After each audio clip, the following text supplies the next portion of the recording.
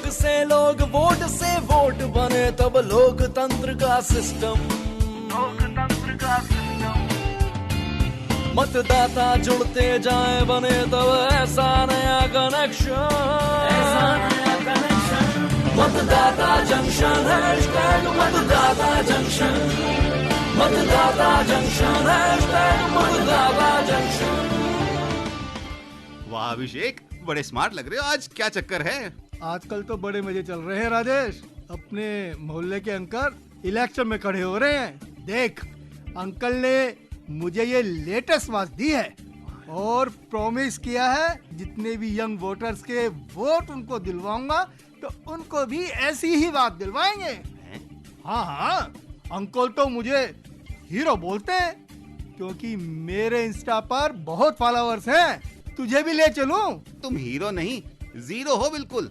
Uncle की reputation का तो पता है ना तुमको, 4 बार तो जेल जा चुके हैं। अरे छोड़ यार, ऐसी बातें करता है। हर बार जैसे तैसे बच के बाहर तो आ जाते हैं, लेकिन हर किसी को उनके इल्लीगल काम की अच्छे से खबर है। इलेक्शन जीतकर वो सफेद पोश बनना चाहते हैं, तेरे जैसे लोगों को बहला फुसलाकर वोट लेना चाहते हैं। बल्कि हमें तो ऐसे कैंडिडेट से खुद भी बचना चाहिए और अपने देश को भी बचाना चाहिए।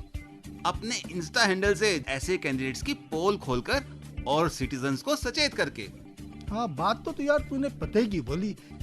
तो बस अब अपने इंस्टा अकाउंट से इनकी पोल खोल दे, फिर बन जा रियल हीरो। चल, इस काम में तो मैं तेरा पूरा पूरा साथ दूंगा। ये हुई ना बात। नमस्कार, सुनिए आपने ये कॉन्वर्सेशन।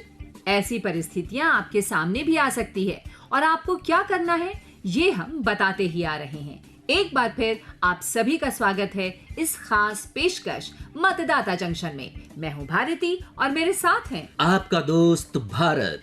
नमस्कार दोस्तों। मतदाताओं के अधिकारों पर केंद्रित मतदाता जंक्शन की इसी कड़ी में हम आपको बताने जा रहे हैं चुनाव के समय लागू होने वाली आचार संहिता के बारे में, जिसे मॉडल कोड ऑफ कंडक्ट कहते हैं। यानी सभी दलों के लिए चुनाव के दौरान बराबर का मौका व नियम या प्लेन लेवल प्लेइंग।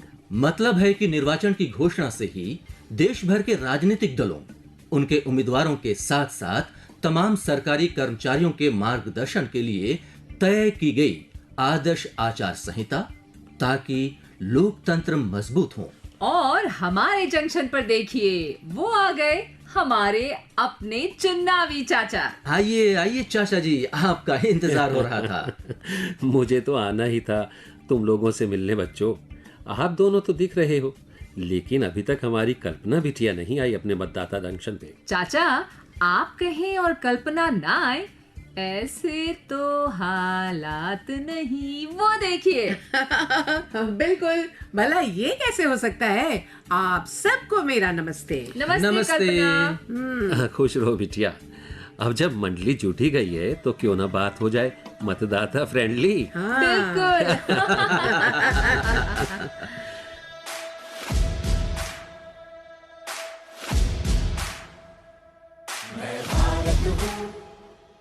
भारत है मुझमें, मैं ताकत हूँ, ताकत है मुझमें, मैं भारत हूँ, भारत है मुझमें, मैं ताकत हूँ, ताकत है मुझमें। हम भारत को नतमस्तक है, हम योद्धा के 2 हस्तक है, हम भारत भाग्य विधाता है, हम भारत के मतदाता है। कल्पना को मतदाता जंक्शन के कोड ऑफ कंडक्ट का पूरा पता है चाचा जी, लेकिन आज बात करनी है चुनाव के कोड ऑफ कंडक्ट की आदर्श आचार संहिता की। भारत भारती और कल्पना, जिस आचार संहिता की बात आज हम करने जा रहे हैं उसका सबसे बड़ा प्रयोजन होता है किसी भी सूरत में कोई राजनीतिक दल, उसके नेता या कोई अधिकारी कर्मचारी अपने प्रभाव का सीधे या किसी भी बहाने इस्तेमाल कर चुनाव के माहौल, मतदाता या मतदान को प्रभावित नहीं कर सकते हैं। धर्म, जाति, नस्ल से जुड़े किसी भी तरीके से समूह के नाम पर वोट मांगना भी आदर्श आचार संहिता का उल्लंघन माना जाता है। इतने सख्त? अरे बिटिया, ये सख्ती की बात नहीं है, बल्कि निष्पक्षता की बात है। चुनाव लड़ रहे प्रतिनिधि को उचित सीमा के अंतर्गत ही अपने प्रचार करने हैं। अच्छा। अब हम विस्तार से जानने की कोशिश करते हैं कि आदर्श आचार संहिता कैसे अपनाते हैं, और हमारी कल्पना बिटिया इसको भी अच्छे से जानती है। जी बताओ ना कल्पना। भाई देखो, ऐसा है ना कि जैसे ही चुनावों की घोषणा हो जाती है, घोषणा के तुरंत बाद से मॉडल कोड ऑफ कंडक्ट लागू हो जाता है और फिर उम्मीदवार को चुनाव में नामांकन करने के बाद सार्वजनिक गतिविधियों से संबद्ध मुद्दे उठाने की और पता है किसी के भी निजी जीवन के सभी पहलुओं की आलोचना करने से बचने की हिदायत दी जाती है स्ट्रिक्टली। बिल्कुल ठीक। और पता है ये एक किस्म का निर्देश है जिसकी सभी दल और सभी उम्मीदवारों से उम्मीद की जाती है कि वे ऐसी तमाम गतिविधियों से ईमानदारी से परहेज करेंगे। कल्पना, हम अक्सर एक शब्द सुनते हैं, भ्रष्ट आचरण। हाँ, भ्रष्ट आचरण अपराध है, जैसे कि मतदाताओं को लालच देना, पैसे, सामान बांटना। अरे वो कार्यक्रम के शुरुआत में नहीं सुना कैसे अभिषेक को कैंडिडेट वॉचेस का प्रलोभन दे रहे थे? हाँ। और ऐसे में हमारे वोटर्स की मदद करता है, पता है क्या? सी विजिल ऐप, जिससे मतदाता सीधे तौर से मतदान अधिकारियों को ऐसे अवांछनीय गतिविधियों की जानकारी दे सकते हैं। बहुत अच्छा। कल्पना बिटिया बात करे और किसी डिजिटल ऐप की बात ना हो, इस बात की तो कल्पना ही नहीं की जा सकती। सही कहा चाचा। तो सी विजिल का तो आना जरूरी था ना बच्चों। तो कल्पना जी बता भी दीजिए, सी विजिल ऐप कैसे मदद करता है वोटर्स की?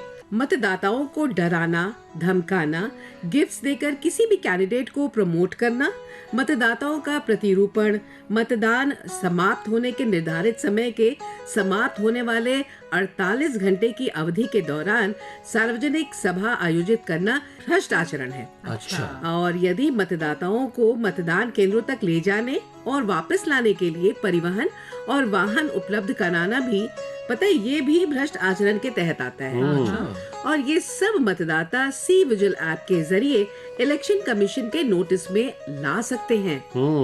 और पता है, इस जानकारी को पूरी तरह से गोपनीय रखा जाता है, तो डरने की कोई आवश्यकता ही नहीं है। जागरूक मतदाताओं को इस ऐप को तुरंत प्ले स्टोर या फिर ऐप स्टोर से डाउनलोड कर लेना चाहिए। तो दोस्तों समझ गए ना, सी विजिल ऐप को तुरंत कर लीजिए डाउनलोड। तो अब इस मौके पर हो जाए एक जोश भरा गीत। क्यों नहीं, क्यों नहीं। हम भारत के मतदाता हैं, देश हमारी शान है, लोकतंत्र हमको प्यारा है, ये सबका अभिमान है। वोट करेंगे हम, वोट करेंगे सब, वोट करेंगे हम, वोट करेंगे सब।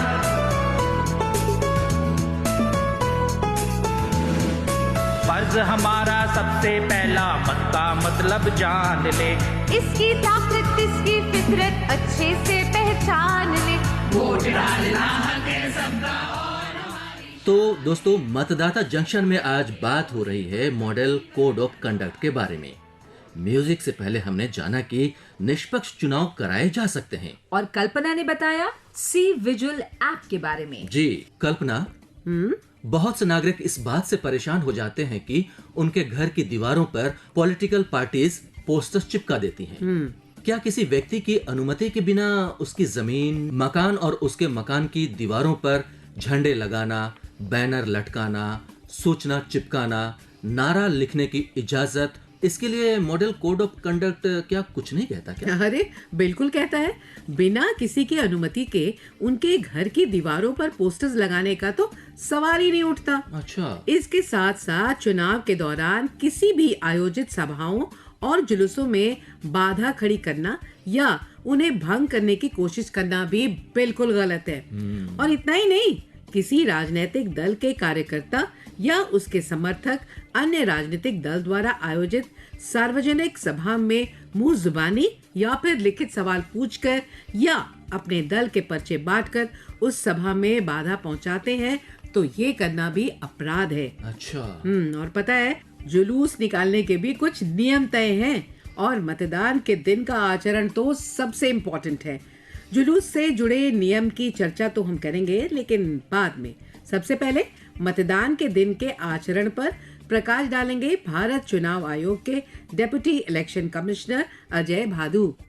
मॉडल कोड ऑफ कंडक्ट अर्थात आदर्श आचार संहिता राजनीतिक दलों और प्रत्याशियों के मार्गदर्शन के लिए निर्धारित किए गए नियमों का एक ऐसा समूह है जिसे राजनीतिक दलों की सहमति से तैयार किया गया है और उसका अक्षरशः पालन करने के लिए इन सभी ने सहमति भी दी है। भारत निर्वाचन आयोग भारत के संविधान के अनुच्छेद 324 के अधीन संसद और राज्य विधानमंडलों के लिए स्वतंत्र, निष्पक्ष और शांतिपूर्ण निर्वाचनों के लिए आयोजन के लिए केंद्र तथा राज्यों में राजनीतिक दलों और निर्वाचन लड़ने वाले अभ्यर्थियों इनके द्वारा इसका अनुपालन सुनिश्चित कराता है।